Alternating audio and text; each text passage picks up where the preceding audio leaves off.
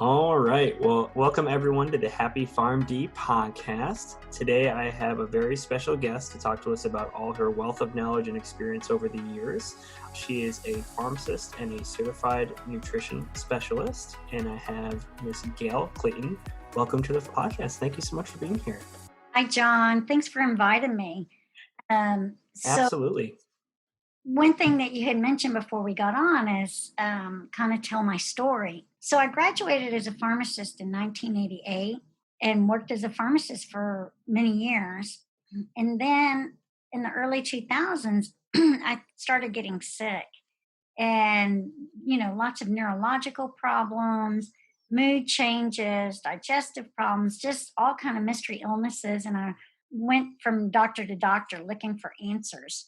And and I would go with the list of, okay, I'm going to try this drug, this drug, this drug, and I went through the whole gamut of all of the drugs, and that sometimes some would help for a little bit, but nothing really helped.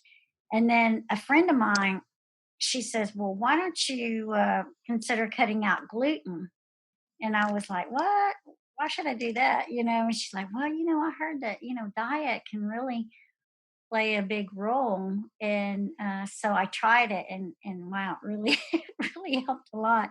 And so and then it took me several years to figure out why I was sick. I was going to a lot of different doctors, and then one doctor said, "There's nothing wrong with you. You need a psychiatrist." But I knew I was really sick, so I kept searching. And then I found the answer. I was being toxic mold poisoned where I work, and I walked out the day I figured it out. I walked out and I never walked back in. And then when I was looking for resources to help me, there really wasn't any except for, people on Facebook groups. And I joined them and I started buying all the supplements. I'm like, man, people really buy all this. I was, whatever anybody mentioned, I would just buy, and I didn't know anything about the supplements really. And then I met this PhD nutritionist, and we became friends. I contacted her because I had all kind of digestive issues, and so we became friends. And she encouraged me to go back to school and get a master's degree. And I thought, okay, I'll get a master's, and I thought I would just stop there. But oh my gosh, I loved it so much. Pharmacy, when I was going to pharmacy school, it was just work. But going to nutrition school, it was fun. I woke up every morning and couldn't wait to log on to do my classes. And so when I finished with the master's, I went on and got a doctorate. And and both of the universities that I went to University of Bridgeport for my master's, and went to Maryland University of Integrated Health for my doctorate. And both of them were very functional medicine based and looking for root causes. Very cool. Very cool. And if you could just give me a timeline. So when was it that you started like the removing gluten and then figuring out what was Okay, going so I on? removed gluten probably around 2004, 2005. And then Okay. it's 2008 when I figured out What was it was going on? 2001, when the hospital that I was working at had a massive flood, and we had 35 feet of water in our sub basements. And I don't believe it was remediated properly, because a few months later I started getting sick, but I never really related it to the building. Anyway, so 2008, I figured out what was causing me to be ill. And then by 2011 or 2012, I started changed degrees, because I was staying up all night reading all this nutrition stuff. I was buying nutrition books. I'm like, I'm like studying this stuff 8 hours a day anyway. I might as well get a degree and do something with it. So then I met Dr. Margaret Christensen, and she was hosted the Toxic Mold Summit. And at that point, right as I was graduating, and I said, well, I was creating a course on how to recover from mold illness, since I lived it myself, and Dr. Christensen had lived it herself. She says, well, I'm putting on the mold summit. And I said, why don't we get together? And so we did. And we created the very first mold summit. We created the mold detox diet. This is the book that you can get if you buy the course. It's an online course at molddetoxdiet.com. And then so we offer a book if you want the book as well. And it was very successful, because not everybody can afford to see a functional medicine doctor to get one-on-one help. So it's basically a course for beginners getting started with diet changes and lowering your toxic load and explaining why some people get sick and other people don't. And so it's a really good beginner course that's affordable for the general public because there really isn't any information out there. And then the following year, the second year, I wrote another course and explaining the whole immune system because, when you go to the doctor and you say, "Oh, I think I have mold illness," and he's like, does the skin prick test and the IgE and it's negative, and he says, "You don't have a mold allergy." And he's right, you don't. But the molds make toxins that can make you really, really sick. And so I wrote this book and wrote the course on exactly, kind of go through the immune system and exactly what mold does to your immune system and then how to fix it naturally, and get it back into homeostasis. And so those have been two wonderful projects that's kept me busy for a couple of years. No, that's awesome. And it sounds like you kind of turned a negative into a positive, right? So you kind of were struggling with this and then figured out what it was and did so much research that you kind of found a passion, to help others and also to continue your knowledge and research on the topic. So that's very Exactly. cool. Everybody, almost everybody that ends up in functional medicine ends up because they're looking for answers for their own health issues. All the doctors, pretty much everybody realizes that, we're taught in medical school and pharmacy school to prescribe a drug. It's all about writing prescriptions. And, and I tease some of the doctors. I say, I bet you wouldn't even know what to do if you walked into a patient's room without a prescription pad. And so I just love what I'm doing. I haven't actually worked in a retail pharmacy and or hospital for over 4 years. So I slowly started my practice, and I thought, oh boy, I'm going to set the world on fire. But starting your own functional medicine gig is not that easy. I mean, you can get the school, you can get the certifications, but getting people to pay you and hire you and pay cash is a whole nother story. Yeah, so I would love to hear, like, so backing up. So once you finish your degree and you went from your master's to your doctorate, and then did you already kind of have an idea that's what you wanted to do in terms of starting your own practice, or did that? Well, I tell you what, my very first semester of getting my master's degree, I started marketing myself. What I did is I joined all the Facebook health groups and I just kind of lurked around. And I wasn't taking clients, but I was like really interested in what, they were saying in all these health groups on toxic mold and I was really interested in the whole MTHFR nutrigenomics. I thought that, I was going to cure the world with that until I learned more about it and realized it's more diet and lifestyle and very little bit of genetics.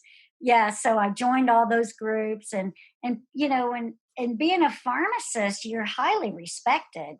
And so I would, people would have questions and a lot of them I knew the answers and I would just answer, and then people started sending me personal messages. Do you take on clients? And for the first year, I'm like, no, I really don't. I'm not ready, and I really wasn't. But the second year, I started taking on clients, and it grew slowly. I started my own Facebook group. It's I have a nutrition group, and I try to put a lot of things in the name of the groups because I do so many things. Like just nutrition and I specialize in the immune system. So anybody with autoimmunity or something going wrong with your immune system, and also, the genetic SNPs such as the MTHFR and the other ones, and detoxification. So I think that's the name of my group. And then so people follow me and as I was going through school and all the discussion board posts that we would have to make, I would just copy my post and repurpose them and put them in there. It was great marketing, and people are like, "Wow, she's so smart." Just reposting all of my discussion board posts and, papers that I would write.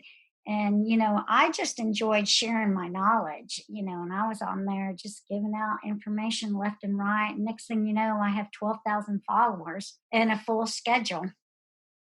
Wow, that's amazing. So, and it's so cool that you found that just like even while you were getting your degree. And tell me more about, so once you finished getting your degree and you started getting a full client load, and how was that transition from looking back at working in the hospital and retail settings as a pharmacist? Well, when I was getting my master's, I had two part-time pharmacist gigs, like working on weekends and stuff. And so when my client load started picking up, I quit one of them, the one that I hated the most. It seemed like it seemed like everything was all about you go in and they had all these work cues, and then you had to go in and just it was problem solving. It wasn't entering orders anymore, and it was just doing things. It was like fixing problems all day long. And then now, the paperwork involved in being a pharmacist is just insane these days. Like all the training, like every month you had to do all this training. And I'm like, well, I'm only working 2 days a month. Why should I have to like spend a whole day every month, doing training stuff? So anyway, so I quit one of those jobs as my business picked up. And then about a year later, the other little hospital that I really liked working at went bankrupt and they closed. So then I had no pharmacist job. And I was a little bit concerned because my business hadn't picked up at that point. I was just starting my doctorate. But I take a deep breath and exhale and, just believe in myself. And I just felt like God had a purpose for me going through my illness, because a lot of times we go through these difficult things in order to reach our purpose in life and to grow and learn and be who we are. So tragedies can turn into treasures. And so that's what I just put out any doubt and financial fears, in the background, and just believed that I was going to be a success, and just kind of put it out there in the world. And I would envision success and then envision all these things I was going to accomplish and these things I was going to do. And it was okay. And as soon as I graduated, I made enough money to barely pay my bills. And as soon as I graduated, the university that I finished my master's degree was looking for teachers. And I says, well, I can teach. And they said, well, will you teach biochemistry? I'm like, oh, I don't know. But I was afraid to turn it down. And so I took it on.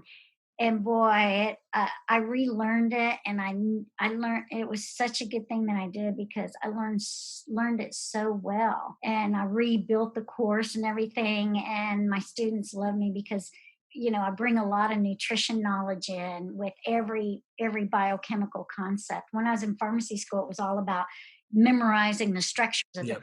cycle. No, you don't memorize any structures in my class. It's all about the function and all about the enzymes and all about the energy homeostasis. And it's so cool. And my students love it and I love it. Yeah. So then, once you're a teacher at the university, then the competition, it kind of gets, it levels the playing field with all the other, they're like, oh, well, she's also, a college professor. So she probably knows just as much, if not more, than the doctor. So when it comes to hiring, you have to convince people to spend their lunch money on hiring you, so you have to like do everything you can, get out there and network. I get on podcasts and summits and Facebook and any kind of marketing that I can think of to get myself out there. So was that, and about the being a professor position, was that your first time ever teaching as well? Or? Yes, Okay, yes, okay. yes. So a lot of changes in that time frame from when you started school and right when you finished out and figuring out you wanted to do your own business on the side. Yeah. And that's Well, awesome. I was kind of pretty old when I went back for my master's. I was 57 and I was 60 when I graduated. And then I was 63 when I graduated with my doctorate degree. Wow. No, I mean, So now I'm turning 65 and I'm just starting my career and I'm loving it. And everybody, all my friends, I'm like, I don't know. I don't think I ever want to retire because I like doing this so much. And then when you have your own business and you set your own schedule, and I don't know, it's just kind of fun growing it and coming up with new things and writing blogs. I get off on it. would you It's say that this is like fun. the happiest you've been in your whole career? Absolutely. I remember the first day out of pharmacy school. See, I only chose pharmacy because I was in a bad marriage and I needed a way to support me and my kids. And so I got pharmacy because I knew that I would be able to support my kids on a pharmacist salary. And the very first day when I remember just thinking that this wasn't something that excited me. It was just a job. It was just to make money. And now, when I no longer had to work as a pharmacist and I was working as a nutritionist, that whole that job thing that just went away. And now I feel free and I'm doing the job that I was meant to do, and it doesn't ever feel like work, and it's very energizing. And and I would do it for free if I was rich, and not many pharmacists would still go into work every day if they were rich. Yeah, No, I mean, that's a good way to put it to show like how much you look forward to it every day, right? That's when you know you found your passion and found what you truly enjoy to do. absolutely. You're actually not, you're not stressed about it. You don't even, sounds like you wouldn't almost define it as work. Like you said, if you didn't have to worry about the money aspect, you would almost not even define it as work because you enjoy it so much. And that's awesome. And tell me more for those wondering, how hard was it for you to build your own business? Like for someone who maybe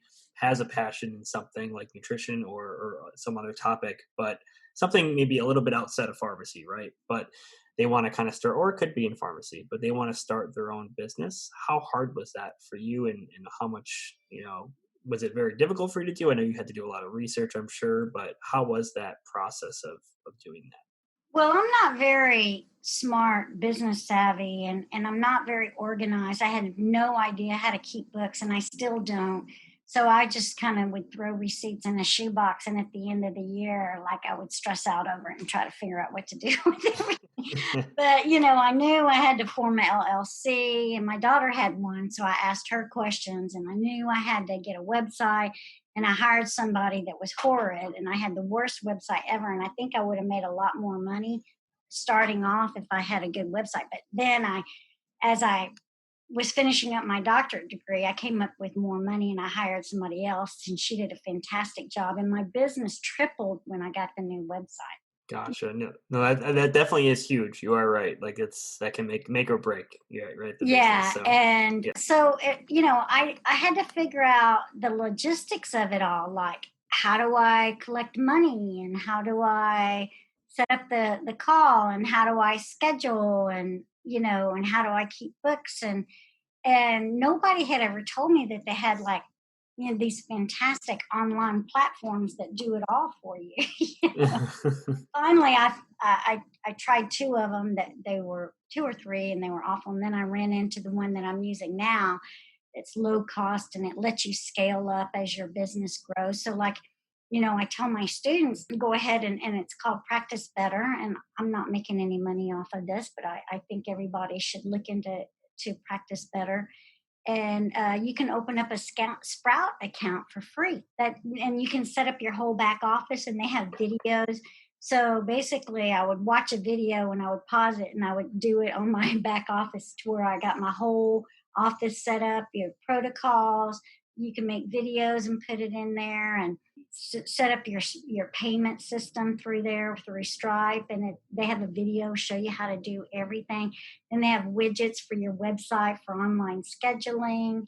That all kind of options for you, and if you want to create packages, they even track your packages, and you can email your clients through the portal. All of that stuff, which is really fantastic and very, very, very helpful. Very cool. Very cool. And before we keep going on the business side, I would love to go back really quick to the part of when you began, or I guess before you even went back to school, that decision from you're currently full time to going back to school, especially later in your career, right? When maybe a lot of people would kind of hesitate to go back to school. Was there any internal like pressure, kind of holding yourself back, that not wanting to go back to school, or anyone outside kind of saying, you sure you want to go back to school?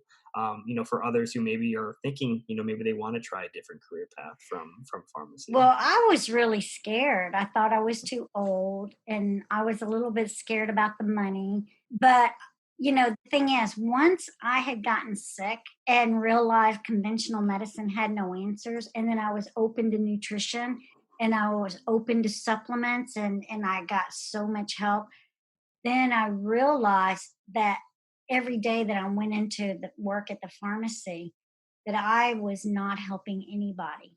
I mean, that it was all about making the pharmaceutical companies rich, and I felt like I was just a dispenser of their poison. And I just couldn't stand the fact that I would go in and I knew what these patients needed, but yeah, I couldn't do anything about it. And I was, part of the problem. And I just couldn't ethically do it anymore because I just didn't believe in the whole drug push thing. When, when somebody's sick and they go into the doctor and they give them a drug, and instead of asking them, well, what is your diet like, and what are your exposures, and what happened, and actually trying to fix the underlying problem rather than just giving drugs, and we just pile them on until they're taking until we bankrupt them or they die. And I just couldn't do it. I just couldn't do it anymore. And then I thought, well, I'll just sign up for one class and just see, because if I had talked myself out of it, and I'm like, okay, I'll just do one class. And I signed up for the intro to nutrition course. And oh my God, I thought I knew everything about nutrition after that one class. I'm like, this is so fantastic. I love it. And I was hooked. I couldn't even wait till the next semester. So it was good. Do you That's think what. you kind of missed the feeling of learning, like school, because like you were more like in professional mode, and of course you have continuing educations and you're trying to learn all the newest guidelines and things like that. But do you think also that sense of being back and kind of learning new things that you hadn't known before was also a big drive to keep you going? Or I wasn't learning stuff that I already knew. I mean, I can remember being a little bit upset that, like, I was really learning how to help people mm, versus when I was in pharmacy school, they skipped over that part. And they jumped right. They're like, well, we don't really know what causes this, but we can treat it. okay, Uh, so you like learning the in between and kind of the whole story. yeah, yeah, like when the Krebs cycle. Why does anybody need to memorize every structure in the Krebs cycle? What does that do for you? Nothing. And why do you need to learn? Why do you need to memorize the structures of the B vitamins? We had one lecture in pharmacy school, and it was on this. You had to memorize the structure and then a deficiency and what it causes. Well, I don't make my students learn any of that. I want to know what enzymes use those B vitamins as cofactors and how you can measure it in labs and in organic acids, and explain the whole pathway. Like, they need to know every enzyme and the metabolic pathway that uses thiamine. And so when you see an imbalance in the organic acids, oh, it's a thiamine deficiency. It's very cool. It's a very cool way to look at it. And I'm curious, as you've kind of seen everything, right? And you're seeing different sides of pharmacy and health, and how lifestyle and diet can really affect a lot of things. Where do you see like functional medicine going from here? Where do you see that in your practice and just in general? Where do you see that going? Well, my practice is booming. I attribute part of that to being on the Toxic Mold Summit and kind of aligning with Dr. Christensen.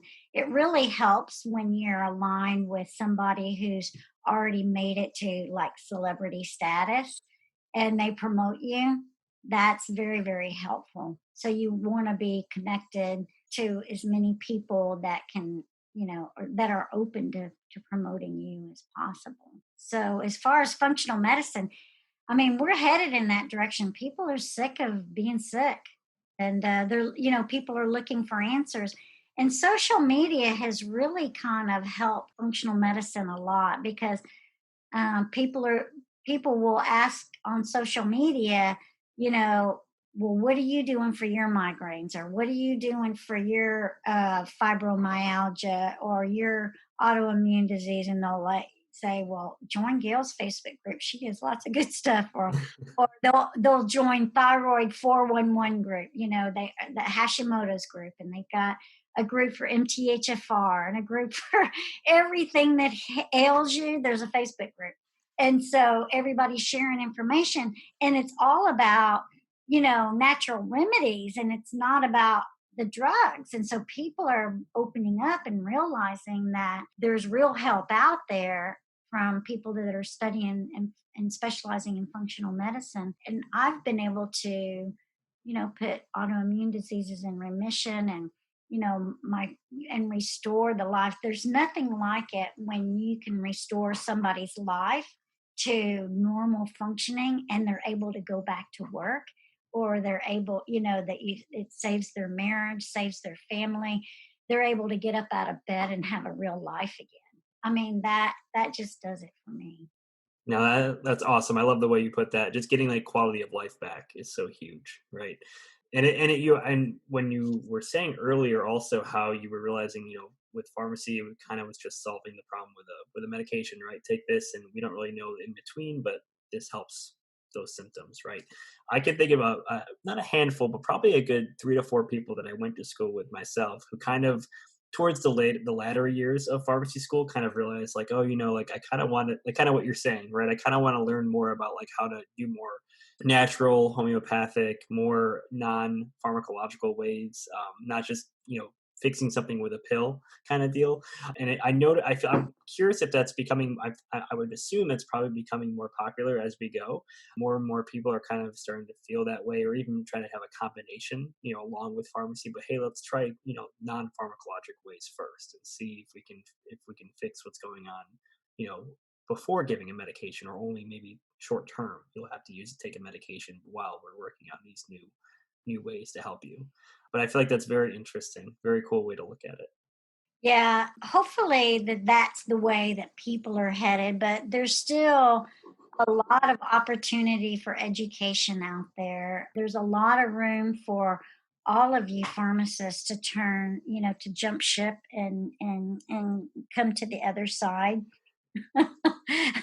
Come to the light side to where if you're not happy with what you're doing, and this is a way to work by, you can work by yourself like I'm doing, or there's a lot of doctors that you could work with, and if you have a good relationship with some doctors. And I have a doctor who's functional minded, and she's my medical director, that allows me to get all the labs that I need. And so and I help her out with some of her difficult clients. And so we kind of have this great relationship. If you can find some doctors out there that have enough business, to where they can bring you in and funnel clients to you, then that's great as well too. But unfortunately, I think big pharma has a pretty good stronghold on the AMA. They're the ones that dictate to the medical schools what they're allowed to teach, and they teach drug therapy. That's what it's all about. And until something breaks in that system, which is pretty sick, I don't see that changing. And you can't fix what you don't know is broken. And they're not teaching the doctors. The doctors really, really want to help their patients, but they're fed, at one narrow-minded, route. They have this rash, you give them this cream. They have that, they have depression, you give them a SSRI. They're not even taught what is driving the depression. Is it a food allergy? Is it neuroinflammation?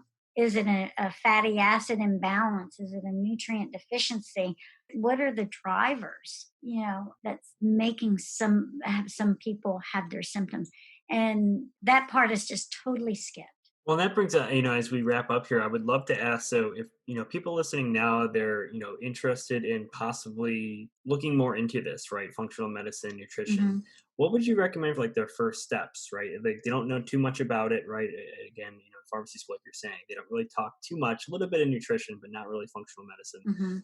Where would you recommend they start to look into these Well, things? if you wanted to go into functional medicine, there's several ways you can do it. You can do the long route like me and spend 7 years and get 2 degrees. Or, there's IFM, the Institute of Functional Medicine, and they're quite pricey. They're like $20,000. It's a program, online videos and all of that. And then at the end, you take an exam and you get the IFM certification. There's other training programs. Another one that I think is really, really good, and it's not as long and it's not as expensive, it's called Functional Diagnostic Nutrition. It's FDN, and it's a self-paced, self-study. They give you lots of protocols. Everybody that I know that went that route, especially if you have a PharmD, you're already PharmD, but the FDN, it doesn't matter what state you're in. If you finish their program, they have a medical director that you can order all the labs through them that you need for your patients. And you're not going to be as in depth and as well studied as somebody that went through 7 years of grad school, but you will be able to make a huge dent in your patient's symptoms just by knowing how to find the triggers and pull the triggers away, change the diet, find all, the food sensitivities, heal the gut, restore digestion, reduce inflammation. You'll learn all the basics, and you could do that and get started, and they could, they mentor you and all of that. I think it's a really good program. And I think that there's some other ones too. There's Functional Medicine University. I heard that's a pretty good program too. It's not nearly as expensive as IFM.